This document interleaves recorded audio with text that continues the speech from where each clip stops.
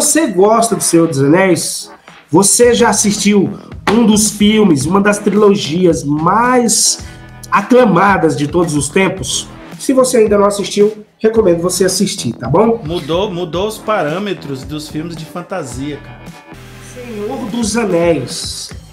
Eu não conheço ninguém que entende mais Senhor dos Anéis no meu ambiente de conhecidos do que você, Elvis. E além de ter lido quase todos os livros, se eu não me engano, que foram lançados, assistiu tudo e viu várias vezes. E também participa aí de grupos e fóruns. A série, cara, tende a ser uma série boa?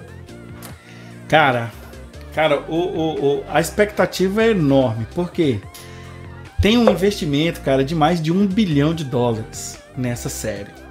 Deixa a minha câmera voltar aqui, né? Porque ela sempre gosta de fazer essas coisas. Opa, volta a câmera. Isso tudo, cara, $1 bilhão? É mais de 1 bilhão, né, cara? Mais de 1 bilhão. Tava previsto para começar no início de 2021 a série. Ia estrear no início de 2021. Eu lembro, eles estavam até procurando aí. Nós precisamos de pessoas feias. O elenco, não sei o que. Teve esse hype aí de que o pessoal tava precisando de gente feia para fazer os orcs e etc. Então, só que por conta de todo o problema global gerado pela pandemia, e isso fez com que a série atrasasse e ficou para o final de 2021. E galera, mais de 1 bilhão, já tem 5 temporadas planejadas e, se eu não me engano, 3 confirmadas, né? Para vocês terem ideia, o primeiro episódio, o piloto, tem 3 horas de duração. Eles vão enxugar isso, né? Mas no mínimo, cara, nós vamos ter um primeiro episódio de mais de 1 hora. Eu chuto aí de 1h30 no mínimo.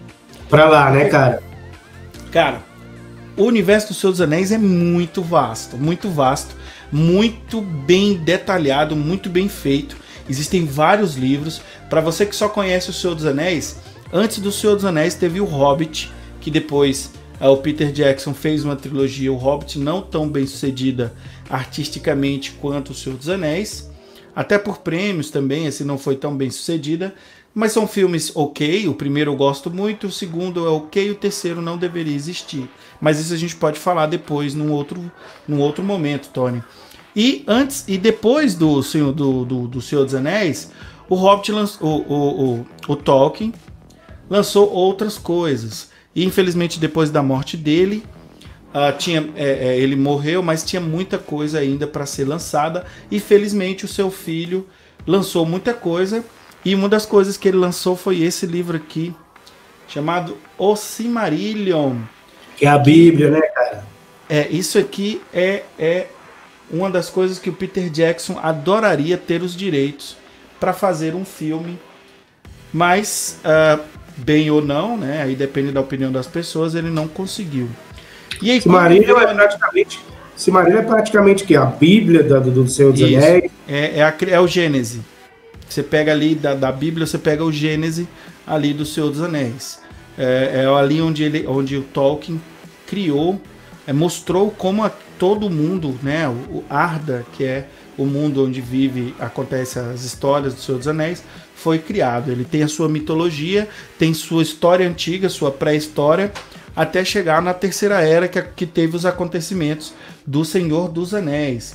E a Terceira Era finaliza com a derrota de Sauron, que aconteceu ali no Retorno do Rei, e a viagem de Elrond e os 2 hobbits, né, o Bilbo e o Frodo, e os outros elfos que foram embora da Terra-média, deixando a Terra-média apenas para os homens. E aí finaliza a Terceira Era e começou a Quarta Era. Se o Tolkien escreveu alguma coisa da Quarta Era, não foi lançado ainda. Mas tem muita coisa que o Tolkien escreveu que ainda vai ser lançada em português. Deixa eu ver aqui, então. Se a gente pode resumir o que você falou. São 4 eras e esta série será feita a partir da Segunda Era, é isso? Isso, exatamente. A série, na verdade, a série vai contar os acontecimentos da Segunda Era. Entendi. Quando a série saiu, se especulou que ia acontecer na época do Aragorn jovem, ali na Terceira Era, mas não vai ser isso. Vai ser na Segunda Era. Então, Tony, será que o Senhor dos Anéis vai ser uma série top? Cara, tem tudo pra ser a mais top de todas, porque tem muita coisa no Senhor dos Anéis, muita coisa. Tem a pegada mais política que houve ali no Game of Thrones, você vai ver muito mais dentro ali dos acontecimentos da Segunda Era. Então, assim, para quem não leu os livros, e eu vou tentar aqui não dar muito spoilers, né? Mas o Sauron vai aparecer na série, cara. O Sauron materializado. O Sauron, ele, para quem não sabe, o Sauron, ele era um cupincha. Ele era um vassalo, um criado de um outro senhor do escuro, chamado Melkor, ou Morgoth, que depois ele foi chamado de Morgoth, depois ali por Fëanor, que foi um dos elfos que teve muito destaque ali na Primeira Era, que chamou o Melkor, que, vamos fazendo a analogia, né, Tony? O Melkor é como se fosse Lúcifer, e é dentro ali da mitologia tolkieniana. Entendi. Tolkien era muito religioso, ele era católico, e inclusive converteu um amigo dele que era ateu. Ele converteu esse amigo ao cristianismo, que depois se tornou protestante. Acho que vocês devem conhecer o criador das Crônicas de Nárnia, o C.S. Lewis. O Tolkien converteu ele numa conversa quando os dois ainda eram jovens ali fazendo universidade. E tudo do Senhor dos Anéis tem paralelos e muita inspiração nas coisas no catolicismo, no cristianismo e tudo mais. E isso é muito pano para manga. Então, assim, a gente poderia fazer uma live só falando sobre a série do Senhor dos Anéis. Temos uma pergunta aqui. Pode mandar. A nova série desse Senhor dos Anéis é o universo do Senhor dos Anéis ou é o próprio Senhor dos Anéis? Eu achava que seria do Silmarillion. Isso, a Caroline Rodrigues pergunta. Isso, exatamente, Caroline. A série vai acontecer na Segunda Era, que esses acontecimentos são narrados no Silmarillion e em outros livros que já foram lançados aqui no Brasil. Contos Inacabados, A Queda de Gondor, Beren, Lúthien e Os Filhos de Húrin. São os quatro grandes contos, 3 grandes contos com contos inacabados. A série O Senhor dos Anéis, ela vai começar, ou ela vai, a gente não sabe ainda totalmente se vai da Segunda Era até ali o início da Terceira Era, que teve a grande aliança entre elfos e homens para derrotar o Sauron na primeira vez. Talvez a gente vá até aí. Então, assim, usar o nome O Senhor dos Anéis, acredito, tem esse propósito da gente pegar uma história que vai levar até os senhores de Gondor, e como os homens, os altos homens ali, que o Aragorn descende desses homens, se fixaram ali na Terra-média, porque até então eles moravam na ilha de Númenor, que é essa ilha, todos esses acontecimentos, ele narra no Silmarillion e em outros contos, como eu falei. Mas eu acredito que a gente vai até a última aliança dos homens e elfos, né, assim chamada, que foi para derrubar o Sauron, que foi quando o Isildur ele tira ali da mão do Sauron o anel, ou um anel. Mas é isso. Aí tem uma pergunta aqui. A série começa em Silmarillion, então, e aí vai aparecer o Gandalf, né? Porque ele é imortal e nem todo mundo sabe disso. O Gandalf é um Maia. O Maia são espíritos.